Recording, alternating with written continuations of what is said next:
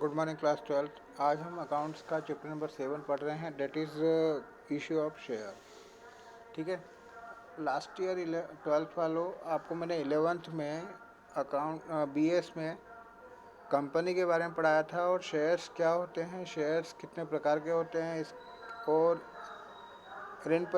Shares और ऋण पत्रों के बारे में मैंने आपको जानकारी दी थी। कंपनीज क्या होती हैं, कंपनी कितने प्रकार की होती है, ये भी मैंने आपको उसके अंदर बताया था। ठीक है। अब हम यहाँ पर कंपनी के बारे में, शेयर्स के बारे में थोड़ा पढ़ेंगे और यहाँ पर हमारे पास जो चैप्टर है वो है इशू ऑफ शेयर। तो हमें शेयर्स को क्या करना है, इशू करना है। इशू कब करते हैं हम शेयर्स को? जब कंपनी को क्या होता है कि पूंजी की आवश्यकता होती है, तो उसे जब स्थायी पूंजी की आवश्यकता होती है तो वो क्या करती है कि शेयर्स इशू कर सकती हैं। ठीक है। तो सबसे पहले हम बात करें कंपनी क्या होती है। तो कंपनी जो है, अलग अलग व्यक्ति अलग अलग इसकी परिभाषा देकर रखते हैं। तो इसके अंतर्गत मैं आपको बताऊं कि जब हमको एक बड़े व्यवसाय को करना रहता है, बड़ी मात्रा में बड़ी पूंजी लगाकर एक बहुत बड़े व्यापार को करना है, बड़ा लाभ कमाना है, तो हम कुछ व्यक्तियों का एक ऐच्छिक संघ होता है, जहाँ पर कुछ लोग मिलकर अपना पैसा लगाते हैं और एक कंपनी का निर्माण करते हैं। ठीक है। तो कंपनी की परिभाषा जो हमको देकर रखी है वो देकर रखी है जस्टिस जेम्स के अनुसार, कंपनी सामान्य उद्देश्यों के लिए निर्मित किया गया एक व्यक्तियों का संघ होता है। जैसा कि मैंने आपको बताया कि कोई भी सामान्य उद्देश्य होते हैं, सामान्य उद्देश्य में से कंपनी क्या होते हैं कि लाभ कमाना है। तो लाभ कमाने के उद्देश्य से जब भी हम कोई कंपनी का निर्माण करते हैं, किसी भी ऐच्छिक संघ का निर्माण करते हैं, तो उसे हम कंपनी कहते हैं। प्रोफेसर हैने के शब्दों में कहा गया है कि कंपनी अधिनियम द्वारा निर्मित एक कृत्रिम व्यक्ति है जिसका वैधानिक अस्तित्व होता है और जिसे अवांछनीय उत्तराधिकार प्राप्त होते हैं और जिसकी एक सार्वमुद्रा होती है। तो कंपनी क्या हो गई कि एक निर्मित विधान के द्वारा, यानी कि लीगली एक कृत्रिम व्यक्ति होता है जिसको बोलते हैं आर्टिफिशियल पर्सन। ठीक है। जिसके पास क्या होता है, कुछ वैधानिक अधिकार होते हैं। वैधानिक अधिकार होते हैं यानी कि कुछ अधिकार अस्तित्व उसको दिए गए कि वो विधान के द्वारा, यानी कि कानून के द्वारा ही क्या होता है कि लागू होता है। कानून के द्वारा ही कंपनी खुलती है और कानून के द्वारा ही कंपनी बंद होती है। और इसके कुछ अवांछनीय अधिकार भी होते हैं, उत्तरदायित्व भी होते हैं। तो उत्तरदायित्व ये होते हैं कि जब भी अगर कंपनी मार्केट में लॉन्च हुई है, जो भी कंपनी, तो उसको हमेशा पब्लिक के बारे में सोचना है, पब्लिक की रिस्पॉन्सिबिलिटी आप निभाना पड़ेगी उसे।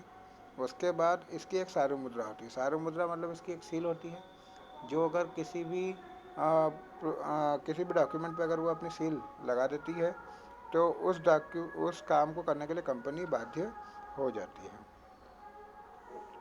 अब इसकी मुख्य विशेषताओं की बात करें तो जैसा कि मैंने बताया आपको कि ये विधान द्वारा निर्मित कृत्रिम व्यक्ति है। सीमित दायित्व होते हैं। कंपनी के अंशधारियों पर दायित्व उसके द्वारा खरीदे गए अंशों तक क्या होते हैं, सीमित होते हैं। तो जैसा कि मैंने आपको पार्टनरशिप में बताया था कि इसके दायित्व क्या होते हैं, असीमित होते हैं, यानी कि पार्टनर की घरेलू संपत्ति भी बेची जा सकती है दायित्व का भुगतान करने के लिए। लेकिन कंपनी में ऐसा नहीं होता है। कंपनी में क्या होता है कि जितने अंश आपने खरीदे हैं कंपनी के, सपोज अगर आपने किसी कंपनी के 1% 2% शेयर खरीदे हैं, तो आपका दायित्व केवल 1% या 2% तक का ही बनता है। उतना ही आपको प्रॉफिट होगा और उतना ही आपको लॉस भी होगा। ठीक है।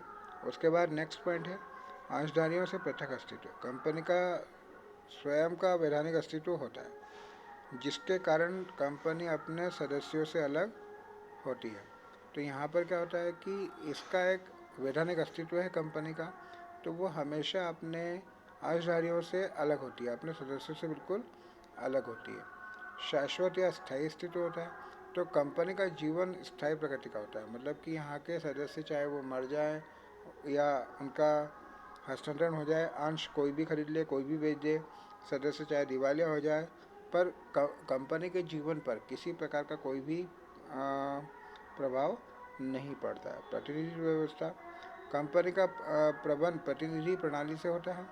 कंपनी के अंशधारी साधारणतः सभा में अपने में से किसी में ही कुछ व्यक्तियों को चुनते हैं और इन्हें कंपनी के व्यवसाय संचालन के अधिकार देते हैं। तो जिनके पास सबसे ज़्यादा अंश होते हैं कंपनी के, उनमें से ही वो कुछ लोगों को क्या करते हैं, चुनाव करते हैं और कंपनी के डॉक्यूमेंट्स पर साइन करने का अधिकार उनको दे दिया जाता है। सार्वभौम मुद्रा के बारे में मैंने बता दिया आपको कि कंपनी का एक पृथक अस्तित्व है, इसलिए उसका प्रतीक क्या होती है, सार्वभौम मुद्रा होती है, यानी कि कंपनी की सील। वो किसी भी प्रकार के प्रपत्र या बिल पर अपनी सार्वभौम मुद्रा लगाकर उसके लिए वो बाध्य हो जाता है। लाभ का ऐच्छिक संघ होता है, कार्य क्षेत्र की निश्चित सीमाएं होती हैं। ऐसी कुल मिला के 10-15 इसकी कैरेक्टरिस्टिक्स देकर रखे हैं आपको।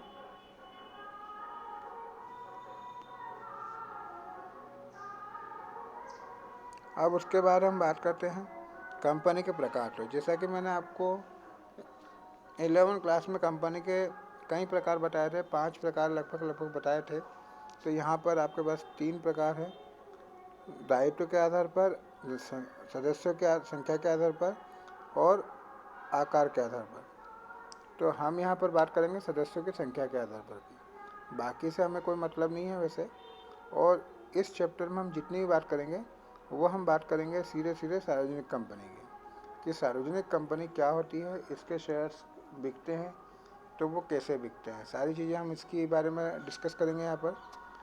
तो नॉर्मल मैं आपको सभी का थोड़ा डेफिनेशन दे देता हूँ। पहले सीमित दायित्व वाली कंपनी होती है, ये 2 प्रकार की होती है, एक होती है अंशों के द्वारा सीमित और एक होती है गारंटी द्वारा सीमित।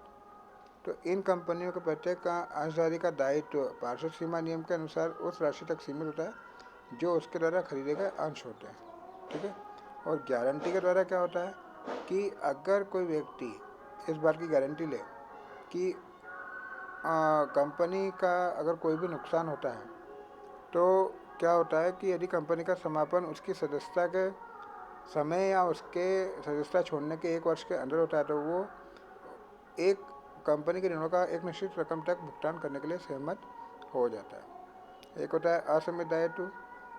तो असीमित दायित्व वाली कंपनी के सदस्यों के दायित्व की कोई निर्धारित सीमा नहीं होती है। यदि कोई कंपनी हानि हो जाती है और कंपनी की संपत्ति उसके ऋणों को चुकाने के लिए पर्याप्त नहीं होती तो उसकी निजी संपत्ति भी यहाँ पर प्रयोग में लाई जा सकती है। तो ये क्या होगा, असीमित दायित्व होगा। अब सदस्यों की संख्या के आधार पर क्या होता है, कंपनी जो है यहाँ पर भी 2 प्रकार की हो गई। एक निजी कंपनी, जिन कंपनी में जिसे आलोक प्रमंडल की कहा जाता है, सामान्य कंपनी निजी और एक व्यक्ति निजी कंपनी, ठीक है। मतलब यहाँ पर क्या हो गया कि सदस्यों के आधार पर यहाँ पर हम क्या कर रहे हैं कि सदस्यों की संख्या सीमित रखेंगे। सामान्य निजी कंपनी, इसके अंतर्गत क्या होता है कि वह कंपनी जो अपने अंतर नियमों के अनुसार अपने अंशों को हस्तांतरण में रोक लगाती है। अगर उसके कोई शेयर्स होते हैं तो वो जनता को बेच नहीं सकती। अपने सदस्यों की संख्या कम से कम 2 और मैक्सिमम 200 तक सीमित रख सकती है। अपने अंशों और ऋण पत्रों के विक्रय के लिए जनता को निमंत्रण नहीं दे सकती और अपने नाम के पीछे प्राइवेट लिमिटेड शब्द का प्रयोग करती है। एक व्यक्ति निजी कंपनी, कंपनी अधिनियम 2013 के अनुसार कोई एक व्यक्ति निजी कंपनी के रूप में भी सम्मिलित कराया जा सकता है। और सार्वजनिक कंपनी की अगर बात करें अपन तो एक ऐसी कंपनी जो कि एक प्राइवेट कंपनी नहीं होती, यानी कि अपने अंशों को जनता में बेच सकती है। अपने सदस्यों की संख्या कम से कम 7 और मैक्सिमम जितने चाहे उतने रख सकती है, ठीक है। और अपने नाम के पीछे लिमिटेड शब्द का उपयोग वो करेगी। अब आकार के अनुसार कंपनी जो होती है 2 प्रकार की हो गई। एक हो गई लघु कंपनी। तो इसके अंतर्गत क्या होता है कि उसके चुकता अंश पूंजी जो होती है वो 50 लाख रुपए या इससे अधिक 5 करोड़ रुपए तक नहीं होती। पिछले लाभ हानि खाते के अनुसार जिसका सकल विक्रय 2 करोड़ रुपए निर्धारित किया गया, अधिकतम राशि तक निर्धारित अधिकतम राशि भी 20 करोड़ रुपए से अधिक नहीं होगी। अगर कोई कंपनी 2016 में अगर बात की जाए तो 2016 में इसको परिवर्तित कर दिया गया है कि 5 करोड़ से लेकर 10 करोड़ तक अगर आपका सकल विक्रय है और सीमा, और उसके बाद है 5 करोड़ रुपए से बढ़ाकर इसको 100 करोड़ रुपए तक कर दिया गया है। उसके बाद अंशों की बात की जाए तो अंश जो होते हैं वो दो प्रकार के होते हैं। पहली बात तो अंश क्या होता है, पहले से हम बात कर लेते हैं कि अंश जो होते हैं वो कंपनी की पूंजी का सबसे छोटा हिस्सा होता है, ठीक है, जिसे हम अंश कहते हैं। जैसे मान लो किसी कंपनी की पूंजी 5 लाख रुपए, तो 5,000 अंशों की अगर हमारे पास संख्या है तो वो एक अंश कितने का होता है, 100 रुपये का। इसी प्रकार से 100 रुपये का अगर हमको अंश रखना है तो संख्या कितनी निकल जाएगी, 5,000 निकल जाएगी, यानी कि आपके 5,000 मालिक हो सकते हैं आपकी कंपनी के, ठीक है। तो ये होगा। अब अंशों की प्रकृति की बात करें तो एक प्रकार की ये चल संपत्ति होती है, जो शेयर्स होते हैं वो हमारी क्या कहलाती है, करंट असेट्स कहलाती हैं, ठीक है। और न्यूनतम इकाई कंपनी की पूंजी का सबसे छोटा हिस्सा ये होता है, विस्तृत रूप में जारी होता है। तो कंपनी के जो सदस्य होते हैं उनकी संख्या सबसे ज़्यादा हो सकती है, देश विदेश में वो बसे हुए होते हैं, इसलिए इनकी संख्या क्या होती है, विस्तृत होती है। शेयर्स जो होते हैं वो माल या वस्तु के रूप में भी होते हैं, इनका क्रय विक्रय किया जा सकता है, तो ये माल और वस्तु के रूप में माने जाते हैं। गिरवी रख सकते हैं हम इनको, गिरवी रखकर हम इसको क्या कर सकते हैं कि किसी से लोन भी ले सकते हैं। इन पर कानूनी नियंत्रण होता है, ठीक है। उसके बाद इसके प्रकार आपको देकर रखे हुए हैं, समता अंश और पूर्वाधिकांश। जैसा कि मैंने बताया कि दो प्रकार के अंश होते हैं, एक होता है समता अंश और एक होता है पूर्वाधिकांश। समता अंश जो होते हैं वो कंपनी के प्रमुख अंश कहलाते हैं, जो कंपनी के मालिक होते हैं। इनको कंपनी के समापन पर पूर्वाधिक अंशधारियों को पूंजी जमा वापस करने के बाद यदि कोई राशि बचती है तो समता अंशों को पूंजी वापस कर दी जाती है। वास्तव में ये कंपनी के मालिक होते हैं। और पूर्वाधिक अंश को क्या होता है कि इनको कुछ विशेष अधिकार प्राप्त होता है, जिन पर अंशधारियों को कुछ विशेष पूर्वाधिकार प्राप्त होते हैं। इन पर एक निश्चित प्रतिशत के लाभांश भुगतान किया जाता है। इसके अलावा कंपनी के समापन के समय पूर्वाधिक अंशधारियों के पहले इनको पूंजी वापस कर दी जाती है। इनमें अंतर है। तो लाभांश की दर, तो समता अंशों पर लाभांश की दर निश्चित नहीं रहती है, पूर्वाधिक अंशों पर लाभांश की दर निश्चित होती है। लाभांश की निश्चितता, समता अंशों पर लाभांश देना अनिवार्य नहीं होता है, लेकिन पूर्वाधिक अंशों पर लाभांश देना अनिवार्य होता है। पूंजी की वापसी, समता अंशधारियों को समापन की दशा में सबसे अंत में पूंजी वापस मिलती है और समापन की दशा में पूर्वाधिक अंशधारियों को सबसे पहले पूंजी वापस होती है।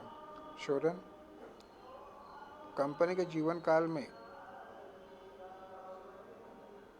इनका कंपनी के जीवन काल में शोधन नहीं होता, मतलब कि इनको कभी भी पूंजी वापस नहीं मिलती है। और पूर्वाधिक अंशों का शोधन कंपनी के जीवन काल में किया जा सकता है। मत देने का अधिकार अंशधारियों को होता है क्योंकि वो कंपनी के मालिक होते हैं, और समता अंशधारियों को केवल अपने हित के मामले में ही मत देने का अधिकार होता है। विनियोक्ता, इन अंशों में वे लोग भी धन लगाते हैं जिनका दृष्टिकोण व्यापारिक होता है, मतलब कि इनमें इन्वेस्टिंग जो करते हैं वो केवल वही व्यक्ति करते हैं जिनका व्यापारिक दृष्टिकोण होता है। और पूर्वाधिक अंशों में निश्चित आय प्राप्त करने वाले व्यक्ति धन लगाते हैं जिनको एक निश्चित आय चाहिए रहती है। जोखिम, समता अंशों पर जोखिम अधिक होती है और पूर्वाधिक अंशों पर जोखिम कम रहती है।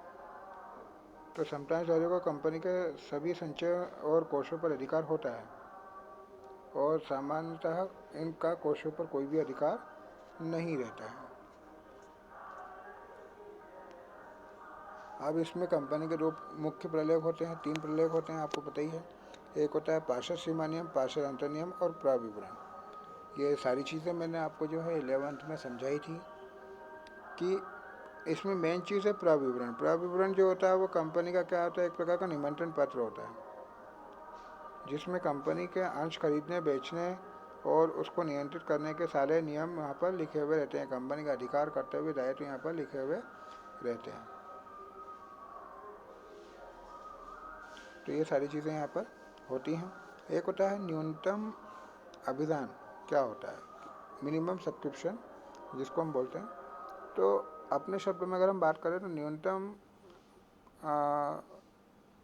अभिदान का मतलब होता है कि जो निर्गमित पूंजी होती है, निर्गमित पूंजी के 90% के बराबर अगर सेबी के रूल्स के अनुसार अगर 90% के बराबर अगर आपको राशि प्राप्त नहीं होती है तो आपको व्यापार प्रारंभ करने का प्रमाण पत्र प्राप्त नहीं होता है। इसमें क्या है कि जैसे मान लो कि आपने 1 लाख रुपए का पूंजी निर्गमित किया है, तो आपको अगर 50,000 रुपये पूंजी प्राप्त होता है तो वो आपका न्यूनतम अभिदान होता है। यानी कि जब कभी किसी कंपनी की गुडविल अच्छी नहीं होती है, ठीक है, तो उससे क्या होता है कि निर्गमित किए गए अंशों से कम राशि प्राप्त होती है कभी कभी, लेकिन नियम के अनुसार 90% के बराबर उसको राशि प्राप्त होना चाहिए। अब जो न्यूनतम राशि के जो अमाउंट होती है वो प्रारंभिक व्यय का भुगतान करने के लिए, कार्यशील पूंजी के लिए और क्रय की गई या क्रय की जाने वाली संपत्ति के लिए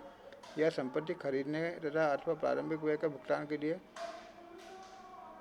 या विविध व्यय की पूर्ति के लिए होती है। सेबी के अनुसार न्यूनतम अभिदान की राशि निर्गमित पूंजी के 90% के बराबर होनी चाहिए।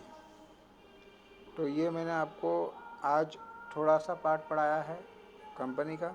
कल हम अंशों के प्रकार, पूर्वाधिक अंशों के प्रकार के बारे में पढ़ेंगे और बाकी इसकी कुछ जनरल एंट्रीज सीखेंगे ताकि आप सवाल कर सकें। Thank you.